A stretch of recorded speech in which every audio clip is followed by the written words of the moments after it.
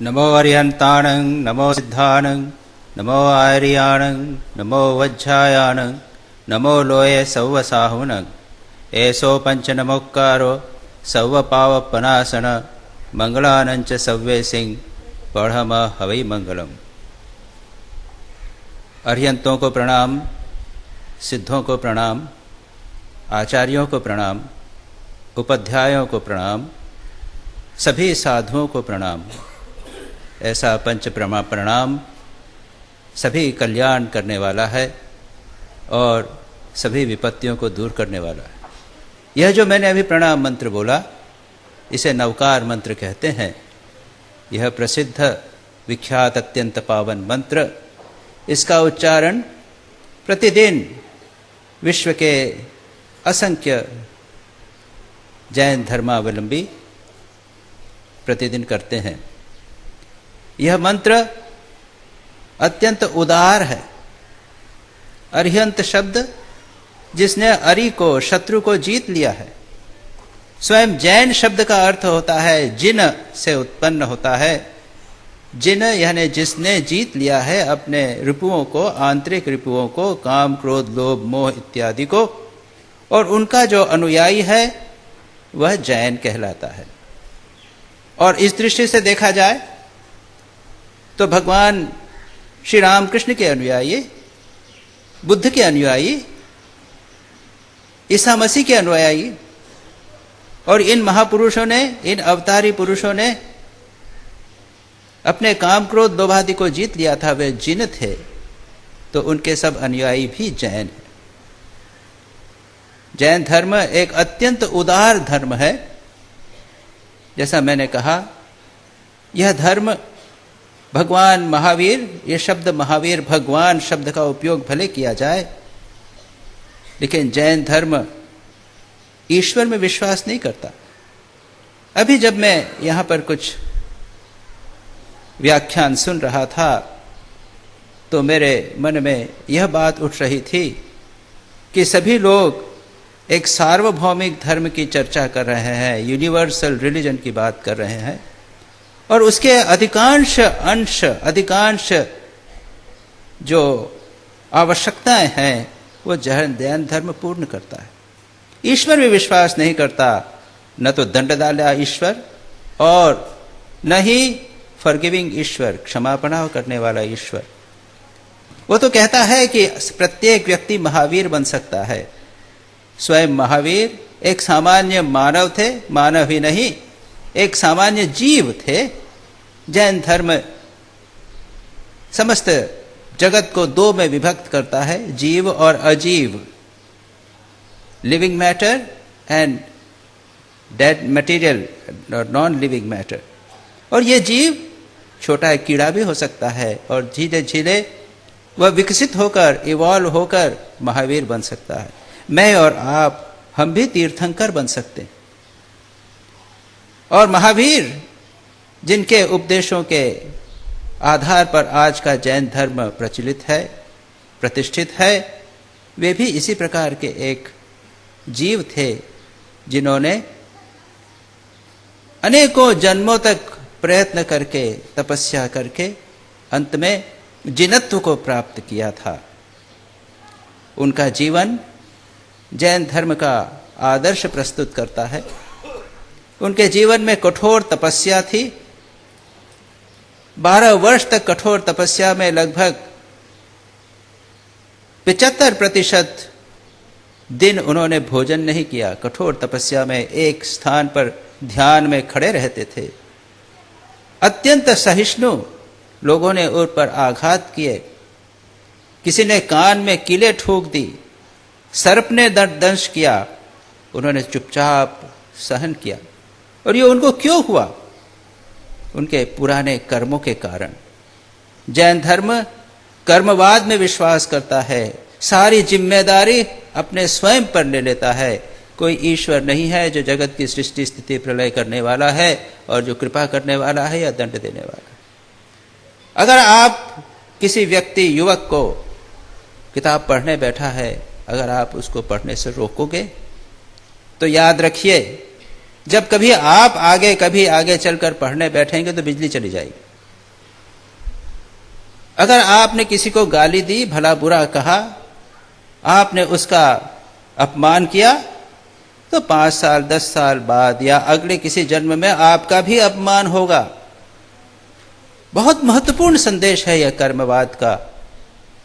हमें सावधान रहना चाहिए। पाप और पुण्य की बात नहीं आ रही, या क्षमा की बात दूसरे प्रकार से है। मैं जो अभी अंत में आपको क्षमापना की बात कहूंगा, ईसा मसीह के 500-600 वर्ष पूर्व ये क्षमापना को और अहिंसा को जैन धर्म में सामाजिक धर्म का रूप दिया गया था। व्यक्तिगत रूप से हिंसा का त्याग करना, अहिंसा का पालन करना, क्षमा करना, वह तो हो सकता है, लेकिन उसे एक सामाजिक स्तर पर प्रयोगात्मक रूप से करने का एक बहुत बड़ा प्रयोग ईसा के 600 वर्ष पूर्व हुआ था। तो मैं भगवान महावीर की बात कह रहा था। कठोर तपस्या की उन्होंने, अत्यंत सहिष्णु थे, और उसके बाद में उन्होंने इस धर्म का प्रतिपादन किया। अरिहंत वह है जो अपने आत्मस्वरूप का पूर्ण साक्षात्कार करते हैं, सर्वज्ञ होते हैं, और उसके बाद धर्म प्रचार करते हैं। दूसरे श्रेणी के जो जीव होते हैं उन्हें सिद्ध कहा जाता है, और जैन धर्म के अनुसार तो जो सिद्ध है वह अरिहंत से भी ऊपर रहता है, क्योंकि वह पूर्ण रूप से मुक्त आत्मा होती है। और 3 जो मानव श्रेणी के जीव हैं वे हैं आचार्य, दूसरे शास्त्र की व्याख्या करने वाले उपाध्याय, और तीसरे सभी साधु, सव्वे साहुनम। तो कोई भी व्यक्ति गृहस्थ हो या सन्यासी हो, अगर उसमें साधु वृत्ति है तो जैन धर्म के अनुसार वह पूज्य है। भगवान महावीर ने कहा कि यह जीव, इसमें शुद्धता है, चैतन्य है, नित्य शुद्ध बुद्ध है, लेकिन वह कर्म के कारण कर्म आकर इन पर चिपक जाता है और उसमें बंधन में पड़ जाता है। और इसके 4 कारण हैं। 5 कारणों के कारण यह जीव बंधन में पड़ता है। पहला है मिथ्यात्व, रॉन्ग कंसेप्शंस, गलत धारणाएं जीवन के संबंध में, आत्मा के संबंध में, जगत के संबंध में और जीवन के लक्ष्य के संबंध में मिथ्या धारणा के कारण व्यक्ति बंधन में पड़ता है। दूसरा है अविरति, वह भोग से विरत नहीं होता और हिंसा से विरत नहीं होता। तीसरा है कषाय, और कषाय में 4 बातें आती हैं: क्रोध, लोभ, मान और माया। क्रोध लोभ हम समझते हैं, मान का अर्थ है अहंकार और माया का अर्थ है छल। जैसे श्री राम कृष्ण कहते थे, मन मुख एक नहीं करना। चौथी बात जो बंधन का कारण है वह है प्रमाद, केयरलेसनेस। जीवन है इस प्रकार से व्यतीत कर रहे हैं कि हम दूसरों को कष्ट पहुंचा रहे हैं।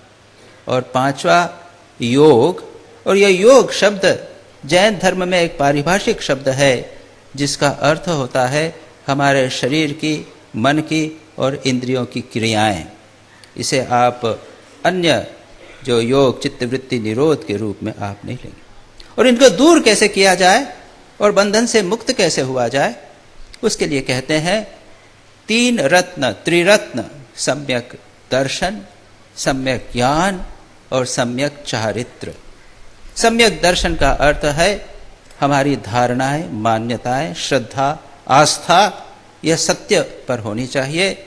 एक शुद्ध गुरु को स्वीकार करना चाहिए, शुद्ध धर्म को स्वीकार करना चाहिए और शुद्ध देव को स्वीकार करना चाहिए। मैं पुनः बता दूं, यह देव शब्द का अर्थ कोई स्वर्ग में रहने वाले देवी देवता नहीं है, उसका अर्थ है अरिहंत और सिद्ध। इस सम्यक दर्शन को जैन धर्म में बहुत अधिक महत्व दिया जाता है। It is the beginning of spiritual life. आध्यात्मिक जीवन का प्रारंभ इसी से होता है। एक रस्म होती है, जैसे बैप्टिज्म होता है, जैसे अमृत सेरेमनी होती है सिखों में, इस प्रकार से है। युवक व्यक्ति गुरु के पास जाकर सम्यकत्व लेता है, कहता है कि मैं शुद्ध गुरु, शुद्ध धर्म और शुद्ध देव को ही स्वीकार करूंगा। इसके बाद जैन धर्म सबसे अधिक महत्व देता है आचार पर, कंडक्ट पर। वैसे जैन धर्म, जैसा मैंने कहा, इतना पुराना है, उसकी कई शाखाएं हैं। दिगंबर, श्वेतांबर 2 प्रमुख शाखाएं हैं और एक बहुत विशाल साहित्य है, बहुत विशाल साहित्य है। उसकी विस्तार में हम नहीं जाएंगे। आचारांग्य सूत्र, उनके जो सूत्र हैं या श्रुत हैं, जो भगवान महावीर की वाणी पर आधारित हैं, उनमें आचारांग सूत्र और दशवैकालिक सूत्र ये सबसे महत्वपूर्ण है, उन पर आधारित है। तो उसके विस्तार में जाने की बात नहीं है। मैं केवल इतना बता रहा हूं कि उनके अनुसार सम्यक चारित्र, कैरेक्टर को सबसे अधिक महत्व दिया गया है। एक बहुत महत्वपूर्ण बात यहाँ पर जैन धर्म की हम पाते हैं। और उसमें भी 5 महाव्रत या अनुव्रत, अहिंसा, सत्य, अस्तेय, ब्रह्मचर्य और अपरिग्रह, ये हम जानते हैं। पातंजल योग सूत्र में इन्हें यम कहा गया है। जैन धर्म में इन्हें व्रत कहा गया है, 5 व्रत। जो सन्यासी है वह मन वचन काया से इसे पूर्ण रूप से पालन करने का प्रयत्न करता है, और जो गृहस्थ है वह अपनी सीमाओं के अनुसार, अपनी परिस्थिति के अनुसार उसे आंशिक रूप में पालन करता है, और उन्हें कहते हैं अनुव्रत। और आप लोगों ने अनुव्रत आंदोलन का नाम तो सुना ही होगा। आज के युग में आचार्य तुलसी और उनके शिष्य आचार्य महाश्रमण, तेरापंथी समाज के, उन लोगों ने इसे एक बहुत पॉपुलर बनाने का प्रयत्न किया। और मुझे यह जानकर आश्चर्य हुआ कि कई हिंदू जो जैन नहीं हैं, वे भी अनुव्रत का अपने जीवन में उतारने का प्रयत्न करते हैं। और उसमें करने में कोई बुराई क्या है? अहिंसा का पालन कीजिए। जैन धर्म में अहिंसा को सबसे अधिक महत्व दिया गया है। पातंजल योग सूत्र में भी कहा गया है अहिंसा सबसे महत्वपूर्ण यम है, और बाकी जितने हैं, सत्य, अहिंसा, सत्य, ब्रह्मचर्य, अपरिग्रह और अस्तेय इत्यादि, उस अहिंसा की पूर्ति के लिए है। भगवान महावीर कहते हैं जिसे तू दुख देना चाहता है वह तू ही है, जिसे तू लज्जित करना चाहता है वह तू ही है। कष्ट क्यों नहीं दें? क्योंकि जिसे हम कष्ट देंगे वस्तुतः वह मेरी ही आत्मा का एक अंग है। वैसे जैन धर्म ड्युअलिस्टिक है, आत्माओं को भिन्न मानता है, लेकिन भगवान महावीर इस बात को कहना चाहते हैं कि अगर आप उसको कष्ट देंगे तो वो कष्ट आपके ऊपर आना ही वाला है, कर्मवाद के अनुसार ही। और जैन धर्म ने इस अहिंसा के अभ्यास को कैसे इसे जीवन में उतारना, उसको विस्तार से कोडिफाई किया है, उसके अत्यंत विस्तार से गए हैं। और उसके लिए उन्होंने जीवों के 5 विभाग किए हैं। इंद्रियों के आधार पर, एक इंद्रिय वाले जिनको केवल स्पर्श है कि इंद्रिय है, दूसरी 2 इंद्रियों वाले, तीसरी 3 इंद्रियों वाले, और अंत में 5 इंद्रियों वाले जो जीव हैं सबसे विकसित जीव हैं। लेकिन जो सन्यासी है वो तो 1 इंद्रिय वाले जीव की भी मन वचन काया से कृत कारित अनुमोदित रूप से हिंसा नहीं करेगा। गृहस्थ इतना नहीं कर सकते, वो अनुव्रत का पालन करते हैं। उसी प्रकार से सभी धर्म, सभी सत्य के भी विस्तार से विभाजन है। सत्य, अहिंसा, ब्रह्मचर्य इत्यादि सभी का विस्तार से वहां पर वर्णन किया गया है। और इसी अहिंसा का एक ऑफशूट, उसका एक अंश है रात्रि भोजन का त्याग। इसके पीछे भाव यह है कि रात्रि में कीड़े मकोड़े निकल आते हैं और उनकी हत्या होती है, इसलिए रात्रि भोजन का त्याग।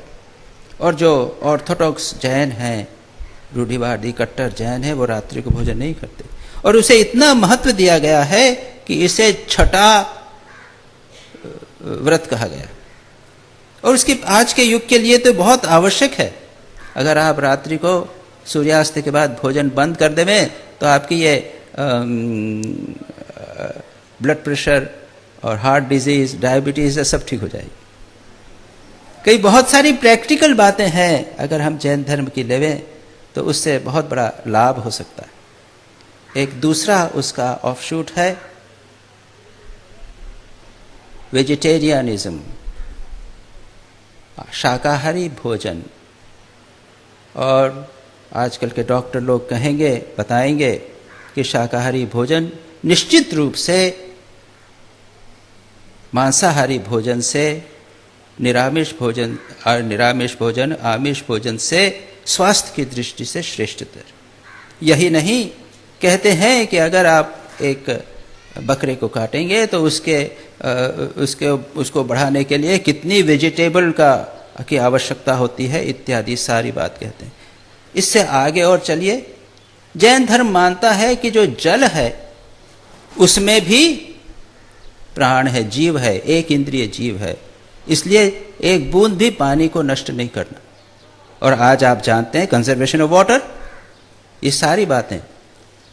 एक कण अन्न को नष्ट नहीं करना। तो जो पक्के जैन हैं भोजन करेंगे थाली में, उसके बाद थाली को पूरी तरह धो डालेंगे और उसको पानी को पी जाएंगे, बिल्कुल साफ थाली करके रखेंगे, अन्न को नष्ट नहीं, जे अन्नम न निंद्यात। और आप जानते हैं कि आज के युग में 40 से 50% लोग ऐसे हैं संसार में जिनको 1 जून पूरा खाना नहीं मिलता। ये सारी जैन धर्म की कितनी महत्वपूर्ण बातें हैं जो सामाजिक दृष्टि से अत्यंत महत्वपूर्ण है।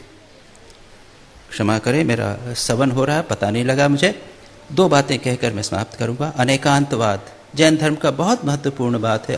अनेकांतवाद, अनेकांतवाद का अर्थ है एक सत्य को देखने के विभिन्न दृष्टिकोण हो सकते हैं, और एक दृष्टिकोण को सत्य मानना और दूसरे को सत्य नहीं मानना, यह होगा एकांतवाद, और इसी से झगड़े होते हैं। आपका दृष्टिकोण वह भी ठीक है, मेरा दृष्टिकोण वह भी ठीक है। एक सत्य को देखने के अनेक दृष्टिकोण होते हैं, और यह एक सिद्धांत सर्वधर्म समन्वय का, एक साथ बंधुत्व में रहने का एक आधार बन सकता है। और जहाँ तक मैं क्षमा की बात करता हूँ, जैन धर्म में क्षमा को सबसे अधिक महत्व दिया जाता है। जैन धर्म में जो उनका जो संवत्सरी कहते हैं, ईयरली डे, 9 दिन का व्रत होता है, उसके बाद अंतिम ईयरली डे पर सभी लोग मिलते हैं मंदिर में या उपाश्रय में जाते हैं, और वहाँ पर संसार के सभी लोगों से प्रार्थना करते हैं, खमामि सर्वभूतेषु सर्वे भूता खमन्तु मे, मित्ति में सर्वभूतेषु वेरम मेन केनवी। मैं संसार के समस्त प्राणियों को क्षमा करता हूँ, मैं संसार के समस्त प्राणियों से क्षमा मांगता हूँ।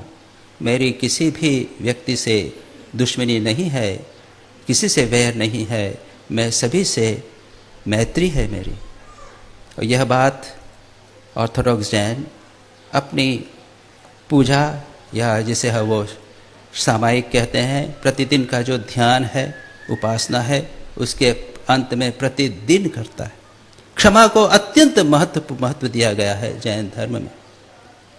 अंत में एक श्लोक हेमचंद्राचार्य का बोलकर मैं अपनी बात समाप्त करूंगा।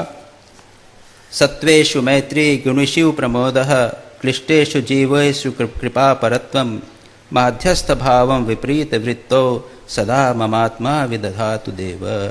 समस्त प्राणियों से मेरे मन में मैत्री होवे, जो गुणी लोग हों उनको देखकर मुझे प्रमोद होवे, आनंद होवे, जो दुखी हों उनके प्रति मेरे हृदय में कृपा होवे, और जो मेरे से विपरीत भाव वाले हों उनके प्रति मेरा उपेक्षा का भाव होवे। धन्यवाद।